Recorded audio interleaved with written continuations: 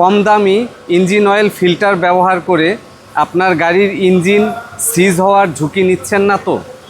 আমি যে গাড়িটার সামনে দাঁড়িয়ে আছি এই গাড়িটার ইঞ্জিন সিজ হয়ে গিয়েছে। অ্যাকচুয়ালি ইঞ্জিন সিজ হওয়ার অনেক কারণ থাকতে পারে।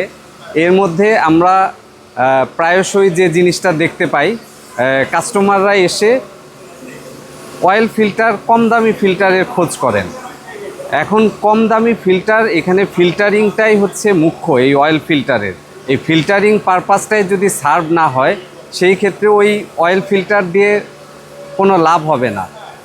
সেজন্য আমরা সবসময় রিকমেন্ড করি যে আপনি এয়ার ফিল্টার, এসি ফিল্টার, হ্যাঁ ওইটা কম দামি অপশনে যেতে পারেন, তারপরও রিকমেন্ডেড না। কিন্তু অয়েল ফিল্টারের সাথে কখনোই কম্প্রোমাইজ করা যাবে না, কারণ এই অয়েল ফিল্টারটা এই অয়েলের মধ্যে যেসব পার্টিকলস বা ময়লা থাকে, কার্বন থাকে, এগুলোকে ফিল্টারিং করছে, ফিল্টারিং করে সিস্টেমে লুব্রিকেশনের জন্য পাঠাচ্ছে।